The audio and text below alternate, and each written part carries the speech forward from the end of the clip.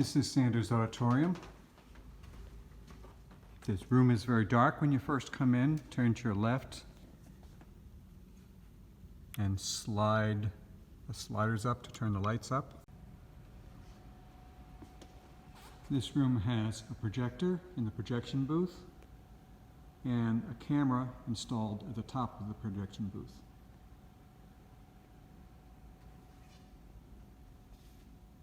Here's the podium and the rack with the AV controls. You want to touch this touchscreen to wake it up and turn on the equipment. At the moment, I need to choose the HDMI in as the source for the projector. Things are finished being set up. You should be able to press Mac PC as the source. That Mac is this MacBook on the podium. If the screen is black, just tap the trackpad or the keypad to wake it up. You should log in using your own username and password. The first time you log into this computer, it will take a while to go through some setup stages. It will be asking you to enter an Apple user ID and set up Siri. You can just say never mind to those things. And then in the future, the next time you come back, it won't ask you those questions. I'm going to start my Zoom session now.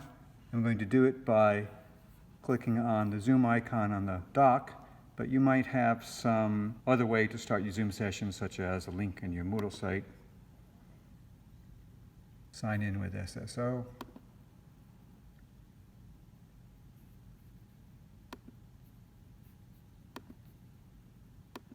Use your regular username and password to log into Zoom.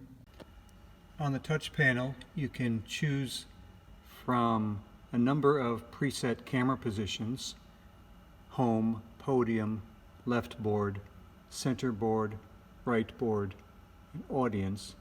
I'll show you those in a moment. You can also zoom in and out and pan left, right, up, down. You can also control the camera with the handheld remote if you want to continue facing your students while you manipulate the camera. Camera presets here, zoom and pan controls here.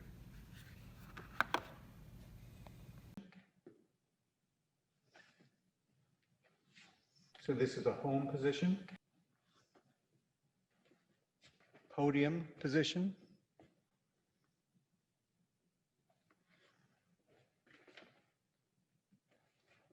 left board, center board, right board, and audience, which shows as well as possible from the back of the room some of the student seating area.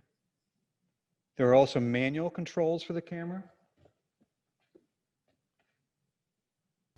You can zoom in and pan left, right, up, down.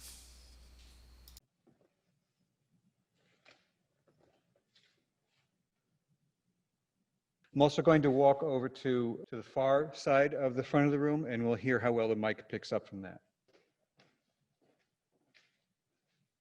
So I'm at the opposite end of the room at the far right chalkboard, and I think everyone in the room can hear me very well. There's good acoustics in the room. Hopefully the remote students will be able to hear me pretty well as well. When you're all done, of course, end your Zoom meeting. Sign out of Zoom.